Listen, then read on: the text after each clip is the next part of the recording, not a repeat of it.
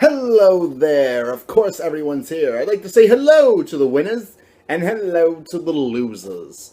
Yes, we are here for the Week 2 recap and award show brought to you by, I know, Pepsi! I like Pepsi, you like Pepsi, we all like Pepsi. Or ice cream. Well, let's just get into it already. Okay, so the first matchup, we got Mr. Rogers' Neighborhood going against the Trees. And you know what? Yes, Mr. Rogers' Neighborhood takes home the victory 171.6 to 124.85. Damn, Mark, you're 0-2. That's all I got to say. Jabba, jabba, jabba, jabba, jabba, jabba, still 0-2. Moving on to the next one, we got What Would Tebow Do? Going against the Coney Island's finest. And What Would Tebow Do showed what he would do as he would win 136.3 to 97.75. Shane is 0-2. The black people are losing. What is going on with the black people? You are losing. Us Spanish and white people taking over. Power. That's right. Next battle, we got the funky Martinez going against the smooth effect himself, and Alex lost! He lost indeed as I danced around and danced and laughed in his face. And of course, I won 136.9 to 76.15. Alex, you got your ass whooped, motherfucker. The truth being told is that Kaepernick and Gore got their asses kicked by Seattle, and that's really what settled in for him. He had no shot afterwards. Then we'll move on to the next one. We got Vince Wilfork going against the the Tassin's Assassin. I actually got choked up because I had to think about it. And it turns out that Vince Wilfork did in fact take home the victory with 148.75 to 126.75. It was a good matchup, but Sarah's got a beast team. And, you know, it's just one of those teams you got to look out for. It's tough. The next matchup, we got the Scorpio going against the Prodigy of Brooklyn's Prodigy. And it turns out there was a stack correction. I just realized that because she had 151 before. But anyway, we're going to get into what happened. The Scorpio take home the victory, of course. He is 161.5 to 150.1. It was originally 151. I do remember that because it was down by 10. But whatever, she's down by 11. She did really good, man. And she was creeping. And she was creeping. And even Elogio was like, damn, I'm going to lose. But it turns out the Scorpio is now undefeated with me and Sarah and Mr. Rogers' Neighborhood. Moving on to the next battle, we got the Bone Crushers going against Strictly Hayes. And Mr. Smoke him, make him say, oh, he lost. Yes, he did. He lost very badly. He lost 128.9 to 72.4. Ouch, Mr. O, Mr. Omar. That was a hurtin', and you were hurtin'. Of course, you lost Steven Jackson in the beginning, which automatically hurt you right off the bat. Losing Steven Jackson is not as easy as you'd expect, and it proved, because you got your ass whipped afterwards. That was tough, and the Bone Crushers, though, they got their victory. They got a first victory, and they're both 1-1 now. So, now we got to get into everybody's favorite part, the award show. Everybody loves the awards, so, of course, we're going to talk about the awards.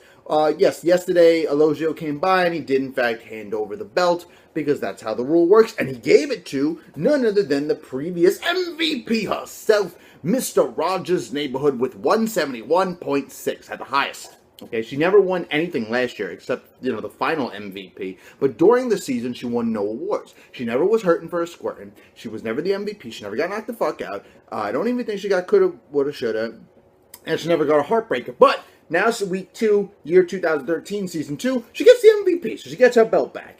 So everybody can give a round of applause. Aaron Rodgers stepped up, and obviously now Rodgers holds the championship. Discount double check. Now, we got to move on to something a little better, because somebody's hurting for a squirt, and I say it again, somebody's hurting for a squirt, and it's got to go to Strictly Hayes. You know why? Because Omar, you got 72.4. Don't get me wrong, Alex was right over there, but you're going to have to get it because the Bone Crushers went and they crushed your bones. And after you get your bones crushed, the weed came out and he smelled it and he still wins. So it doesn't matter regardless, he still got that victory.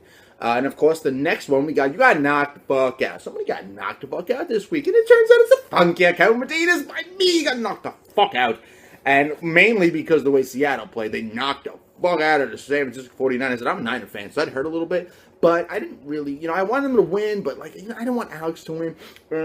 It turns out it worked out both ways. And it turns out that, hey, Alex lost, and he got knocked the fuck out this week. So you lost by 60.75. Pretty bad, dude. Pretty bad. Beat down. That's all I can say to you. We don't actually have a coulda, woulda, shoulda this week. And main reason why is because regardless of whatever I did, and I double checked everybody's scores, and if you put this person in, would this change this? Would that change that? Honestly, it would not. The winners are the winners regardless of what happened, and that's just how it would be. Technically, if I coulda, woulda, shoulda put somebody on my bench, and I would have won by more. If I would have had Tony Romo, I would have won by more. Probably around like 70-something points. So there is no coulda, woulda, shoulda this week. There is no heartbreakers this week because nobody actually came that close. We had close matchups, but not that close. And due to the fact that we can't use coulda, woulda, shoulda, or heartbreak, which is completely bullshit, let's get into the bullshit of the weekend. Alex, why don't you tell us your bullshit for week 2? Thank you, Tom. This week's bullshit of the week has to go to none other than Mark Scott because of what happened in the Tampa Bay game last Sunday. Now, Vincent Jackson made a catch and ran for almost 70 yards. It was a great play. Loved it.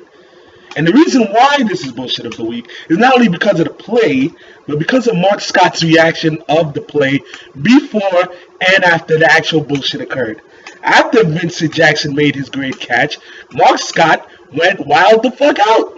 He started cursing out his opponent, saying, "Yeah, fuck you! Yeah, baby! Vincent Jackson, motherfucker! I'm in this shit! I'm black, and I'm proud, and I'm pretty!" Started wilding out. But because of a late flag, which actually took a while, that's why he had all that time to do that rant, the play was returned. And you should have seen the look on his face. He looked like someone took his last piece of chicken. He looked like someone burned all his weed and he wasn't even in the room to smell it. He looked terrible. He looked sad. And I had a big old smile on my face. Because that was bad. That was what we call bullshit, sir. This teaches you a lesson. Do not celebrate too soon. Even though it was a great play and we all thought you had it, that late flag just took it all away from you. I look forward for this happening to many other people this season. That has been Bullshit of the Week. Back to you, Tom. Thanks, Alex. You know, that's funny because I remember being here. Me and Mark were about to leave because we were going to get something to eat. And he bugged out. He was like, "Yeah, Mr. Jackson, motherfucker. Fuck that bitch. Mr. Jackson, nigga." But it turns out that when you get too excited, just like he's usually been, because he's been talking a lot of shit, saying he's going to be undefeated, no one's going to beat him, and he's gotten beaten twice, and now he got, "Yeah, motherfucker, Vince Jackson, nigga. That's a beast squad." And you got the flag, so maybe you should have waited for them to say touchdown, like that's a real official touchdown when he kicks it, and then you can go, "Motherfucker, bitch," and then say calls. But the fact is that you got too excited, dude, and you're gonna get bullshit of the week, and it was a good bullshit of the week. And don't forget about the fact with Arian Foster, because it was thrown to Denard Hopkins when they were on the goal line. They probably could have just ran it in, but they did not. So that's another part of your bullshit of the week, Alex, that you might have forgotten. I thought I'd bring it up to you. So, I'd like to say thank you very much for listening. If you're watching, I'm pretty sure you are, because you should be.